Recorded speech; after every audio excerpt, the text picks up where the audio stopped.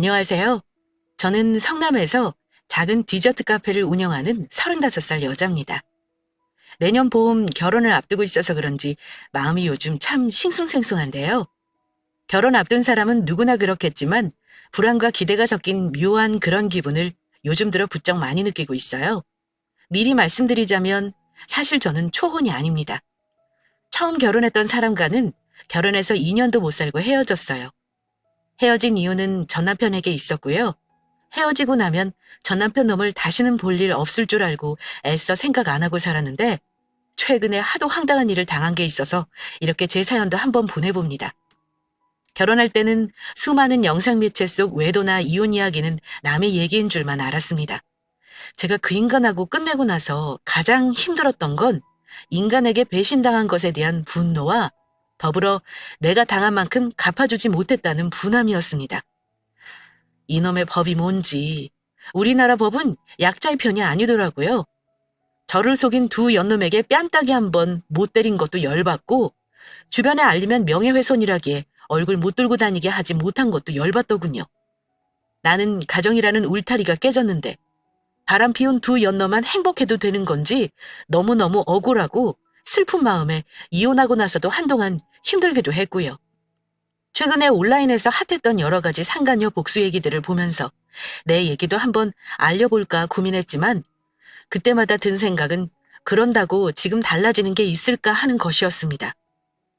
그러다 이렇게 생각을 바꾸게 된 건 달라질 건 없더라도 등신 같은 남편이나 여우짓한 상간녀의 파렴치한 행동을 얘기할 길이 없을 거라는 이유 때문입니다. 이렇게 익명의 힘을 빌어 사연으로나마 제가 당한 일을 털어놓고 싶었어요. 저에게 바보같이 왜 그렇게 살았냐고 멍청한 여자라 욕하지는 마시고 이제 똑똑하게 잘 살고 있으니 위로 부탁드립니다. 오래되면서 와, 내가 벌써 이혼한 지 5년이 넘었구나. 나 참 열심히 잘 살았다 하는 그런 마음이 들었습니다. 저는 이혼 후 좋은 사람을 만났어요. 이제 내년이면 남편이 될 사람과 행복한 연애도 하고 있었고 결혼 준비로 한창 바쁜 시간을 보내고 있었습니다. 그런데 그 즈음 뜻하지 않은 사람으로부터 전화를 받게 되었는데요. 그건 다름 아닌 전 남편의 연락이었습니다. 이혼하고 전화번호도 바꿨는데 어찌 알아낸 건지 제게 연락했더라고요. 게다가 멀쩡한 목소리가 아닌 술에 잔뜩 취한 채였고요. 지혜야, 너 잘 살고 있냐? 누구 번호인가 했더니 미쳤어? 술 처먹고 왜 전화해? 난 할 말 없으니 끊을게. 다신 이러지 마. 한마디만 듣고도 소름이 돋더군요. 전화를 끊으려는데 그 인간이 다급하게 이러는 겁니다. 제발 끊지 말아봐. 지혜야, 나 벌 받나 보다. 우리 부모님 다 돌아가시고 사업도 다 망했어. 나 이제 어떻게 살지? 그 말 듣는 순간 이혼하기 직전까지 자기 아들 편들던 시부모 얼굴이 떠오르면서 그 인간 말대로 인과응보인가 보다 하는 생각이 드는 겁니다. 저는 이미 원망과 미움도 없던 때라 더 이상 할 말이 없더군요. 그래서 다시는 연락하지 말라고 단호하게 일침을 놓고 전화를 끊어버렸습니다. 그때까지만 해도 몰랐죠. 이미 이혼까지 한 남보다 못한 그 인간이 저에게 무슨 짓을 할지 말입니다. 별일 아니라고 생각하고 넘어갔는데 결국은 얼마 후 일이 커지고 결국 지금 결혼을 약속한 예비 신랑이 나서서 해결하고 말았으니까요. 그 얘기하자면 어쩔 수 없이 전 남편 놈과의 결혼 생활부터 사연을 풀어놓아야 할 것 같네요. 그 인간은 연애 때는 전 재산을 바칠 것처럼 헌신하다가 결혼하자마자 다른 사람이 되어버린 사람이었습니다. 어느 날부터는 퇴근하자마자 컴퓨터 앞에 앉아 딴짓만 하고 저한테는 눈길 한 번 안 주기 시작하더군요. 게다가 제가 다니던 회사를 몸이 안 좋아 쉬게 되자 아예 살림하고 밥하는 여자로만 생각하는 듯 했습니다. 그리고 어느 순간부터 휴대폰을 손에서 놓지 않더라고요. 핸드폰 액정을 보며 환하게 웃는데 그 웃음이 낯설게 보일 정도였어요. 왜냐하면 그렇게 환하게 웃는 남자가 아니었거든요. 주말에는 혼자 하는 외출도 잦아지고 한 번씩 늦게 들어오기도 하고 어떤 날은 외박까지 종종 했습니다. 의심스러웠지만 설마 했어요. 그러다가 나하고는 전혀 상관없을 줄 알았던 일이 일어난 건 결혼하고 채 1년도 지나지 않았을 때였습니다. 제 친정은 부산인데요. 어버이날을 앞두고 황금 연휴가 끼었을 때였던 것 같아요. 친정에 미리 다녀오고 싶었는데 웬일로 남편이 뭔가 신이 난 듯한 모습까지 보이며 적극적으로 밀어주더라고요. 쉬는 김에 친정 가서 며칠 있다가 와. 내가 기차표 끊어줄 테니까. 한번 내려가기 힘드니까 간 김에 친구들도 좀 만나고 오면 되겠다. 5일씩이나 당신 혼자 괜찮겠어? 밥은 어떡하려 그래? 내가 애야. 알아서 챙겨 먹을게. 내 걱정은 말고 푹 쉬다가 와. 왜 그리 나를 친정에 못 보내서 안달이야? 혹시 나 없는 동안 신나게 친구 만나고 술 먹으려는 건 아니지? 내가 그러겠냐? 지금 밤낮 없이 돈 버느라 친구 만날 시간도 없어. 잘 알면서 왜 그래? 어버이날 사위가 못 가는 게 죄송해서 그러니까 당신이 잘 놀아드리고 와. 남편은 그 당시 핸드폰 대리점을 하고 있었는데요. 휴일에 더 바쁜 사람이라 쉬는 게 어려웠습니다. 그래서 친정에는 저 혼자 가야 했고요. 저는 한 채 의심 없이 남편이 오로지 저를 위해 친정에 보내주는 거라 생각했습니다. 남편 말대로 오래간만에 친정에 간 김에 친정엄마만 맛있는 거 잔뜩 해먹고 푹 쉬다가 집으로 왔죠. 그런데 말입니다. 여자의 촉이라는 게 참 무서운 게요. 집에 왔을 때 남편은 일하는 중이었고 아무도 없었는데도 뭔가 이상한 위화감이 느껴지더라고요. 그랬던 이유는 바로 냄새 때문이었습니다. 집에서 제가 쓰지 않은 여자 향수 냄새를 맡았거든요. 아시겠지만 향수 냄새는 환기를 한다고 다 없어지는 게 아닙니다. 특히 섬유의 벤 냄새는 더욱 그렇죠. 이상한 기분이 들었는데 안방에 들어가서 침대를 본 순간 이상한 느낌은 확신으로 바뀌었습니다. 침대 시트에 남아있는 머리카락과 더 짙게 배인 향수 냄새를 확인하고 그때부턴 남편을 의심하기 시작했습니다. 설마 와이프를 친정 보내놓고 집으로 여자를 끌어들였을까 몇 번이고 생각했지만 그간 남편의 행실을 돌이켜보면 그러지 못할 것도 없겠다 싶었습니다. 게다가 남편은 결혼 전에도 연락하는 여사친들 때문에 저를 속상하게 한 적이 몇 번 있었던지라 더 의심이 갔죠. 그때 이후로 남편 행동을 유심히 관찰했던 저는 생각보다 빨리 외도의 사실을 알아낼 수 있었습니다. 어느 날 밤에 늦게 집에 들어온 남편이 씻으러 들어간 사이 남편 폰으로 계속 전화가 온 일이 있었습니다. 한 번은 그냥 받지 않았는데 계속 전화가 오길래 급한 일인가 싶어 제가 전화를 대신 받았습니다. 그런데 제가 여보세요 라는 말을 끝내기도 전에 상대방의 오빠 하는 말이 들리는 겁니다. 제가 황당해서 누구냐고 물었죠. 누군데 지금 이 시간에 남의 남편에게 전화를 하나요? 너무 예의 없는 거 아니에요? 그랬더니 당황하지도 않고 상대방이 이러더라고요. 제가 누군지 왜 궁금해요? 그리고 지금 이 시간이 뭐 어때서요? 아직 12시도 안 되었거든요? 그럼 무슨 일인지 저한테 말씀하세요. 제가 전해드릴게요. 일 때문에 전화한 거라 제가 다시 연락드린다고만 해주세요. 이런 상황이라면 전화한 사람이 당황하는 게 정상 아닌가요? 오히려 제가 다 당황스럽더군요. 제가 와이프인 줄 알면서도 아무렇지 않게 할 말 다 하고 끊는 거 보고 보통 여자애가 아니겠다 싶었습니다. 그래도 그때까지는 그 여자가 남편이 따로 만나는 여자일 거라고 확신하지 못했습니다. 하지만 씻고 나온 남편에게 말했더니 전화번호를 확인하고는 뭔가 석연치 않은 표정을 짓더군요. 그래서 그때부터 방금 그 여자와 남편과 사이에 뭔가 있구나 하고 확신했습니다. 하지만 저는 남편에게 겉으로는 아무것도 모르는 척 평소처럼 대했습니다. 누구길래 지금 이 시간에 전화하는 거야? 웬 여자던데 일 때문에 전화했대. 급한 거면 지금 전화해보지 그래? 아니야. 가게 아르바이트생인데 급여 때문에 전화한 것 같아. 내일 출근해서 말해도 되니까 신경 쓰지 마. 남편은 얼버무리며 말했고 그냥 넘어가는 척 해줬습니다. 그날 저는 잠 한숨을 못 자고 인터넷을 뒤져가며 남편 외도 증거 잡아내는 법을 밤새 검색했고 얼마 뒤 남편이 자는 틈을 타 핸드폰을 뒤져봤습니다. 전화를 보고 문자를 뒤져봤는데 별다른 건 없더라고요. 그런데 아니나 다를까 처음 보는 메신저 어플에 웬 여자와 대화를 했더라고요. 내용을 거슬러 올라가니 둘이 여행은 물론 제가 친정에 간 사이 집에도 끌어들였던 게 맞았고요. 몸이 덜덜 떨릴 정도였어요. 너무 화가 나서 눈물이 줄줄 흐르는데 우는 소리에 남편이 깰까 싶어 화장실로 들어가 울면서도 내용을 끝까지 읽었습니다. 그 와중에 남편이 그 여자에게 글을 보낸 것 중 이 말이 내 가슴을 무너지게 만들었습니다. 내 와이프는 처음부터 사랑하지 않았어. 그냥 조건 맞춰 적당히 결혼한 거지. 하지만 넌 달라. 시간을 돌린다면 결혼은 사랑하는 너랑 했을 거야. 저는 다른 건 다 참아도 다른 여자를 마음에 품은 남자랑은 결혼 생활을 할 자신이 없었습니다. 전 한참을 화장실에 숨죽여 울다 상대 여자의 휴대폰 번호를 저장하고 뜬 눈으로 밤을 새우고 다음날 아무렇지 않게 남편을 출근시켰어요. 그리고 상간녀에게 전화해 물어봤죠. 물론 통화 내용은 녹음했고요. 김정은 알죠? 그 남자 와이프 되는 사람인데요. 내 목소리 기억하죠? 하고 제가 먼저 물었더니 한참 있다가 대답하더라고요. 그런데 그 여자의 목소리가 새삼 너무 어리게 느껴지더라고요. 몇 살이냐 물었더니 24살이라더군요. 기가 막혔습니다. 10살도 더 차이 나는 어린 년이랑 뭐 하는 것인지. 우리 남편 어떻게 만난 거예요? 유부남인 건 몰랐어요? 하고 물었는데 알고 있었어요. 처음에 아르바이트 하려고 면접 볼 때부터 알고 있었고요.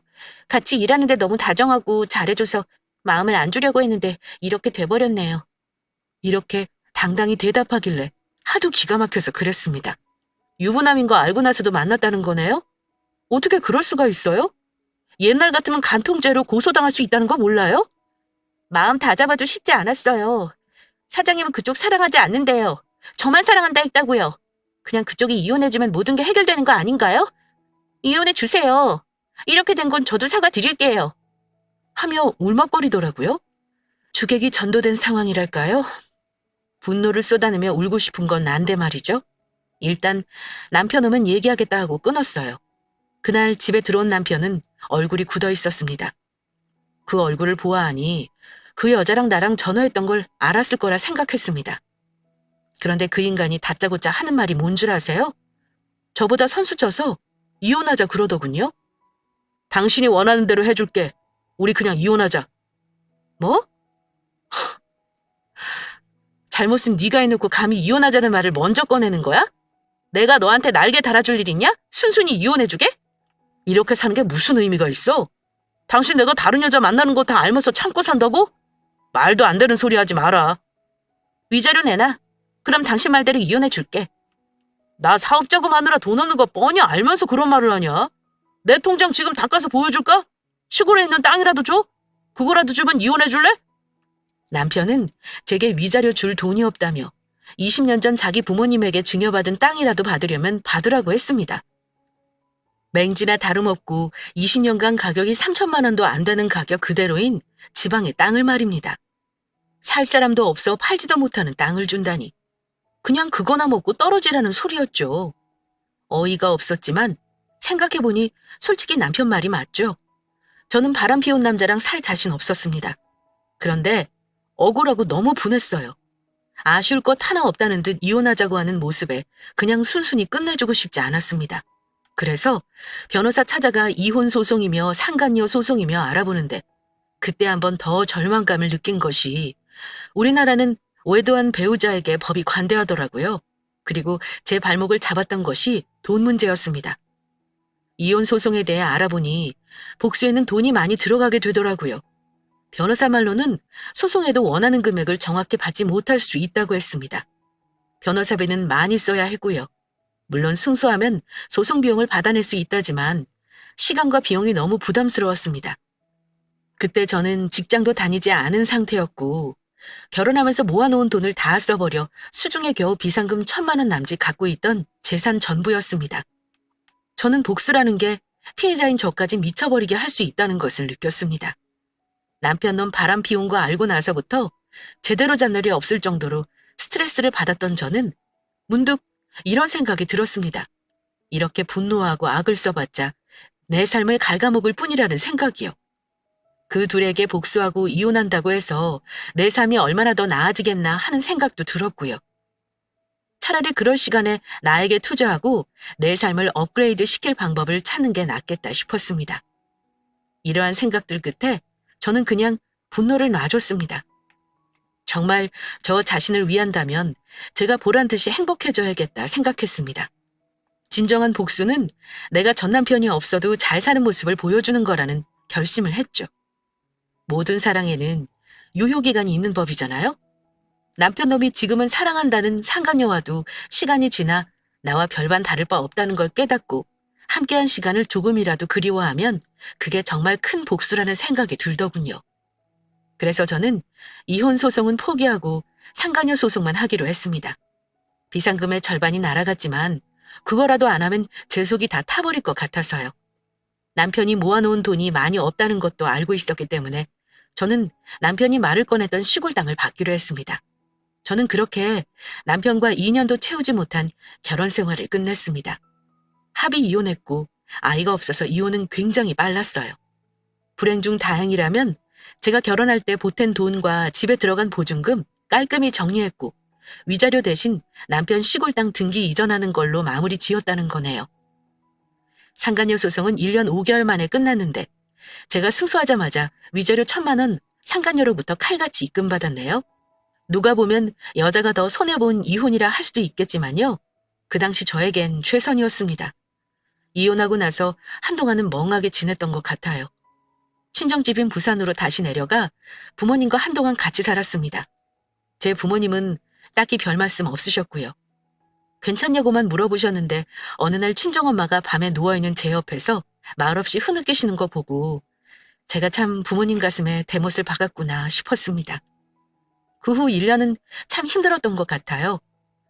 한 번씩 화도 나고 울기도 울었는데 그래도 시간이 무서운 게 힘든 게 조금씩 잊히더라고요. 그때부터 취업 준비를 다시 했는데 30이 넘어가니 재취업이 쉽지 않았습니다. 잡념을 없애기 위해 제과제빵을 배우기 시작했는데요. 큰 기대 없이 시작한 일이 저랑 잘 맞는 일이다 싶었고 지금은 저를 먹여 살려주는 일이 되었네요. 참 사람 일이란 게 한치 앞을 모르긴 합니다. 이혼하고 나서 2년 동안은 다른 거 생각 안 하고 저만 생각하며 지냈습니다. 남자 만날 생각은 아예 없었고요. 그리고 친정 부모님 도움으로 기존에 새놨던 상가에서 제 가게를 오픈하면서 내 인생에도 봄날이 있나 보다 하는 날들이 이어지기 시작했습니다. 제가 상처를 훌훌 털어내고 마음을 여니 그때부터는 다른 것도 조금씩 눈에 들어오기 시작하더군요. 저를 많이 사랑해주는 예비 신랑을 만난 것도 그 무렵이었습니다. 그 사람은 저와 같은 건물에서 식당을 운영하는 사장님이었는데요. 가게가 붙어있다 보니 식당에서 식사한 분들이 후식으로 저희 가게에 오는 일이 꽤나 많더라고요. 먼저 제게 다가온 건 그분이었는데요. 어느 날 그 사람이 덩치에 걸맞지 않게 소심한 목소리로 제게 조심스레 묻더라고요. 혹시 우리 식당 식사하신 분들 여기 오면 할인해서 커피 드실 수 있게 이벤트 같은 거 연계해서 해보실 생각 없나요? 저희 가게도 좋고 사장님 가게도 더 손님이 많아질 것 같은데 어떠세요? 이런 제안을 거절할 이유가 없죠.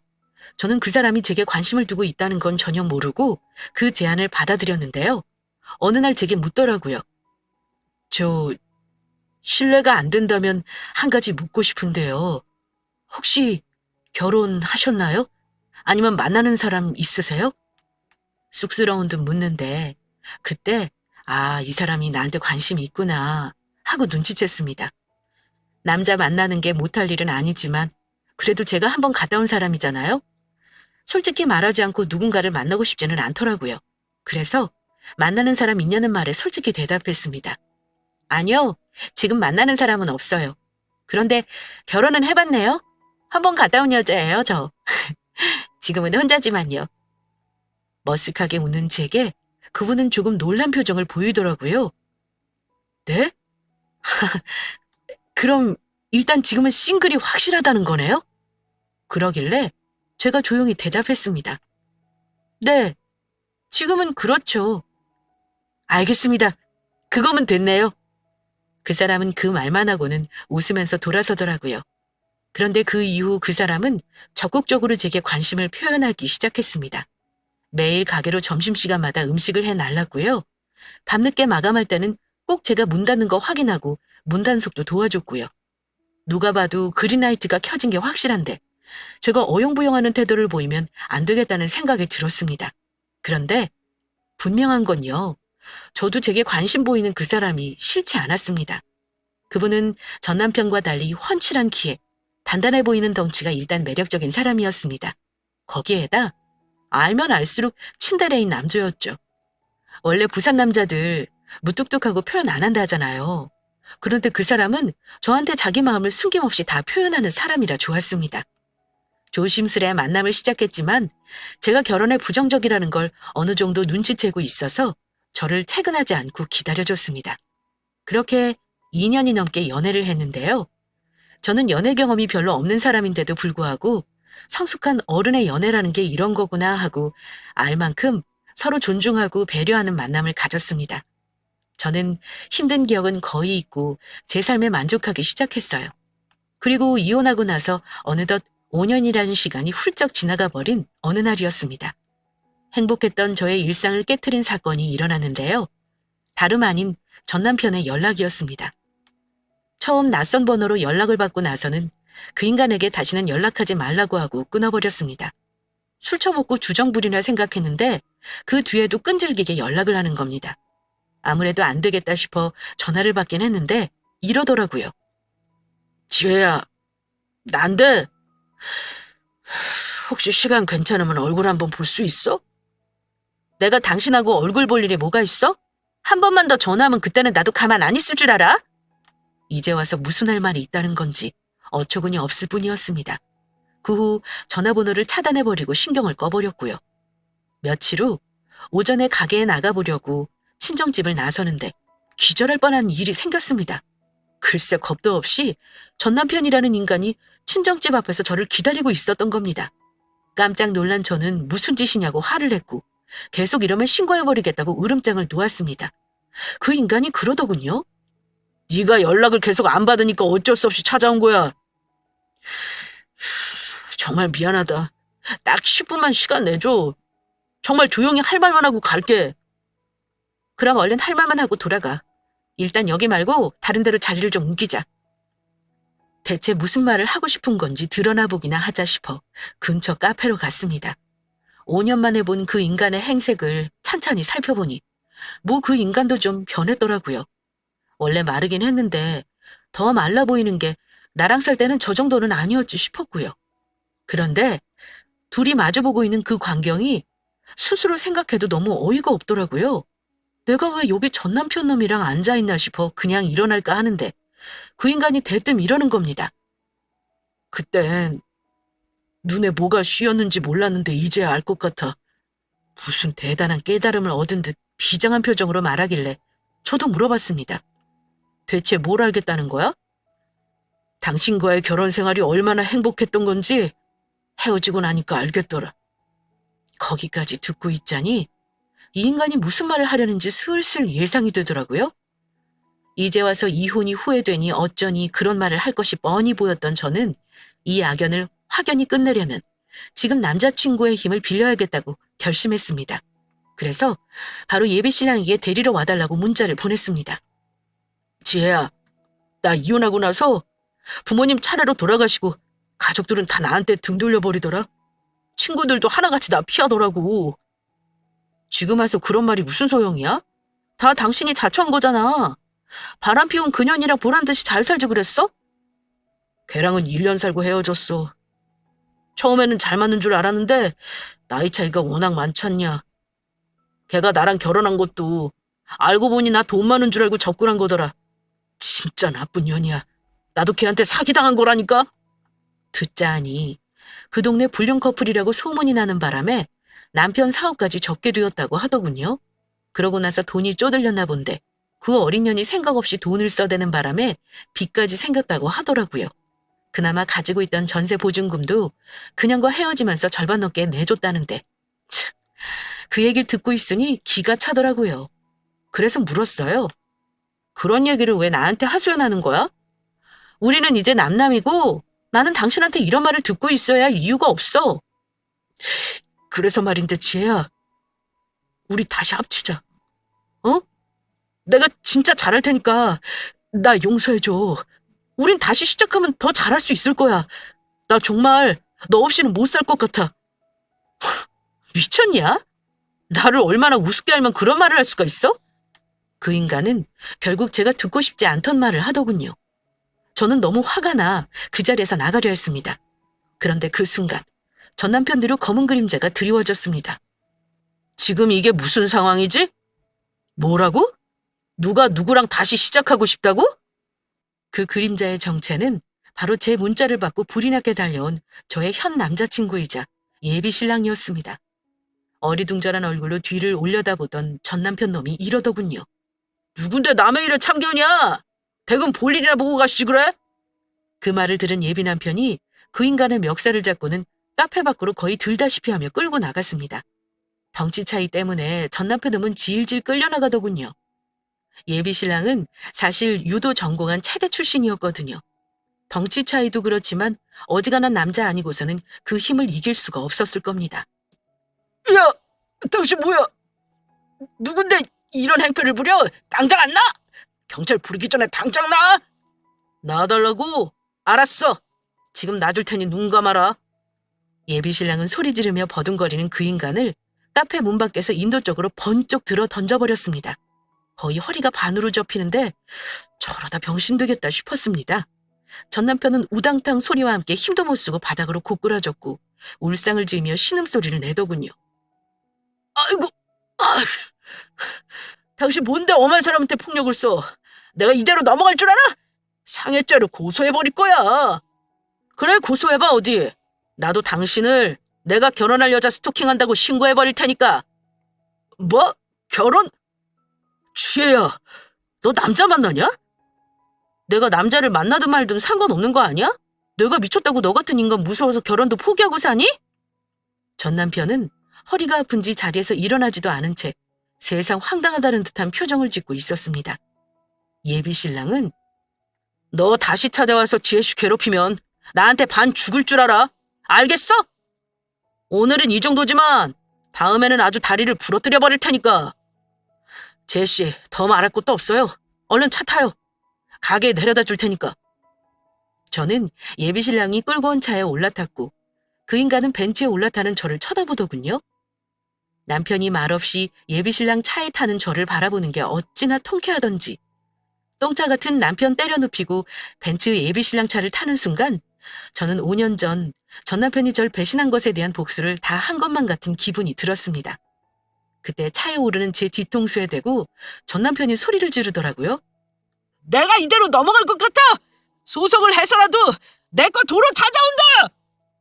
저건 또 무슨 개소리인지 뭘 찾아간다는 건지 어이가 없더군요.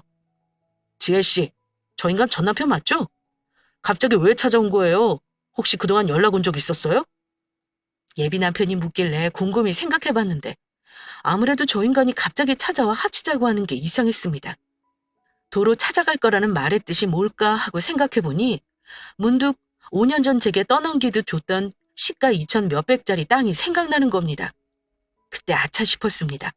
저는 그거 등기만 가지고 있었지 그동안 아예 기억도 못하고 살았거든요. 성우 씨, 제가 짚히는 게 있어요. 아닐 수도 있지만 제가 이혼할 때 그 인간한테 위조료 대신 땅을 받은 게 있었거든요. 그때는 가치가 없어서 재산세만 나한테 떠넘긴다 싶었는데 그거 한번 확인해 봐야겠어요. 저 인간이 분명 제가 좋아서 합치자고 할 인간은 아니거든요. 저는 부랴부랴 그날 일을 마치고 땅 등기 문서를 확인해 보았습니다. 그리고 인터넷으로 공시지가를 검색해 보니 5년간 무려 그 땅이 30배가 오른 겁니다. 남편이 물려받고 20년 동안 가격이 안 변하던 땅인데 5년 만에 30배나 오른 건 그 주변이 개발 호재가 있어서였습니다. 내 인생에 한 번도 도움 안 되던 인간한테 받은 땅이 이런 식으로 저에게 행운을 가져다 줄지는 몰랐습니다. 저는 믿기지 않아서 부동산에도 따로 알아보고 인터넷으로도 알아봤는데 확실하더라고요. 그제야 전 남편이 저를 찾아온 이유를 알겠더군요. 교활한 그 인간은 여자 때문에 있는 돈 다 털어먹고 아마 그 땅을 알아봤겠다 싶었습니다. 그러다 나한테 준 거 땅을 치고 후회했겠죠.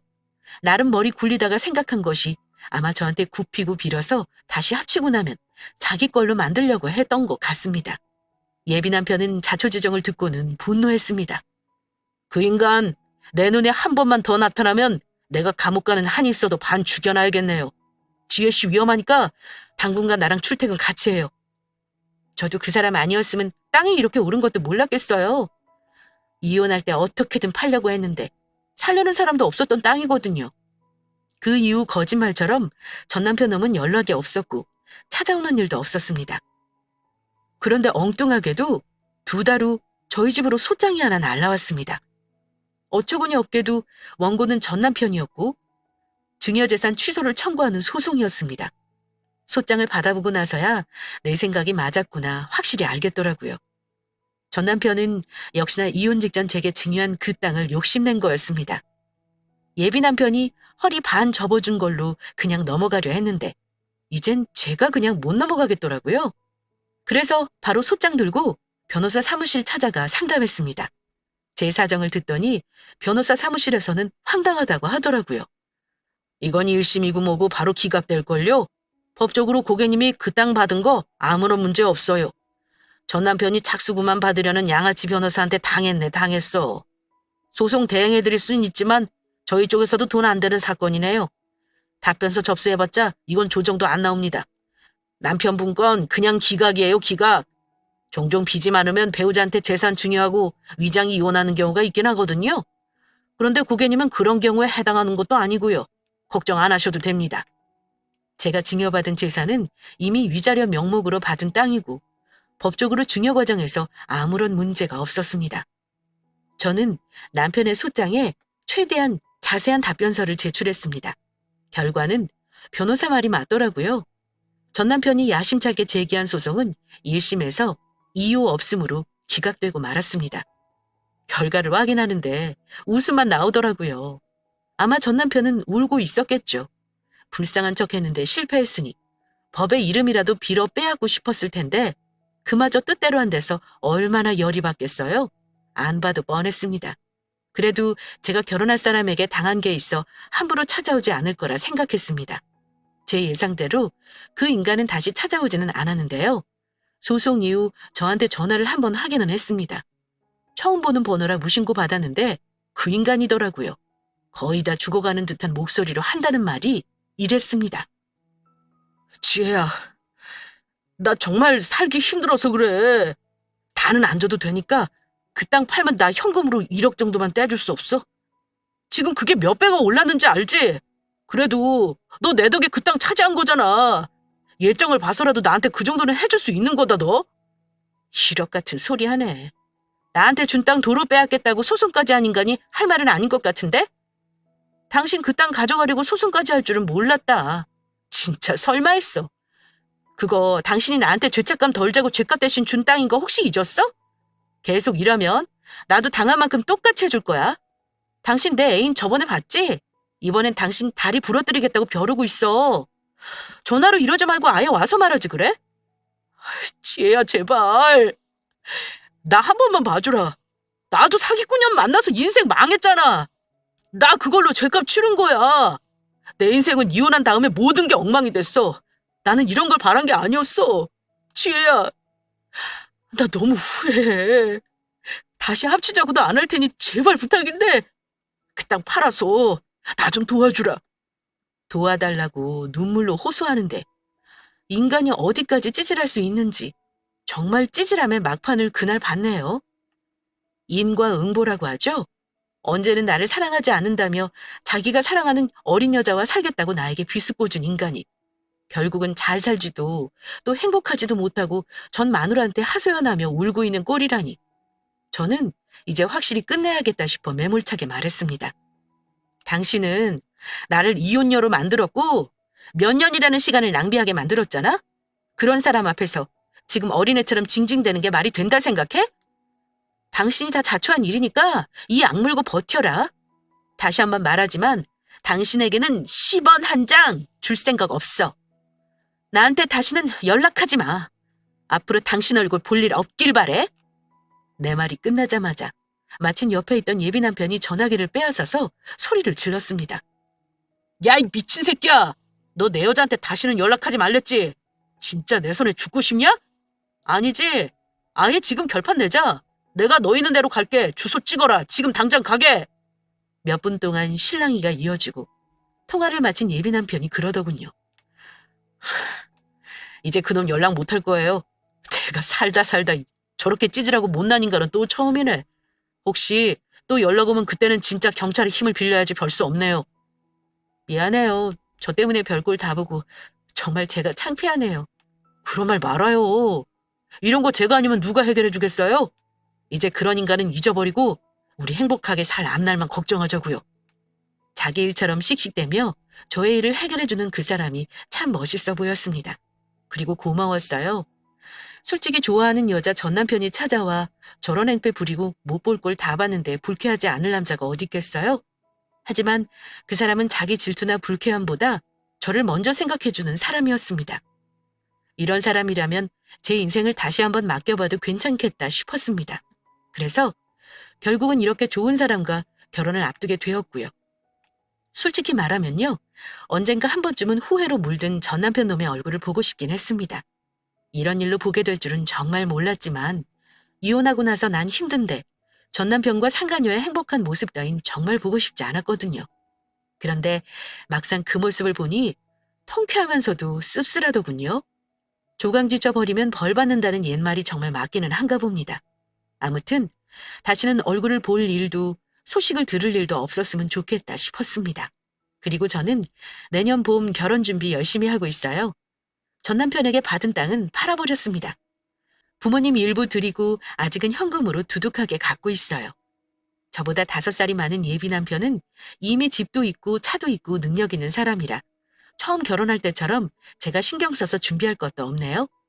예비 시부모님 뵐 때 저 싫어하실까 봐 걱정 많이 했는데 그런 걱정은 기우였습니다. 고음 같은 아들 노총각 면하게 해줘서 고맙다고 얼마나 좋아하시던지 이런 사람과 가족의 인연을 맺으려고 이렇게 돌아왔나 싶어요. 저는 이제 지난 일은 다 묻어두고 행복하게 살려고 합니다. 살다 보면 좋은 일만 있지는 않겠지만 앞으로 내 인생에 이보다 더 나쁜 일은 이제 없을 듯 싶기도 합니다. 제 사연은 여기까지 들려드리겠습니다. 다들 재미있게 들어주셨나요? 앞으로 잘 살라고 축복의 말씀 한마디 부탁드릴게요. 큰 힘이 될 것 같습니다. 환절기에 다들 건강 조심하시기 바랍니다. 긴 시간 동안 들어주셔서 감사합니다.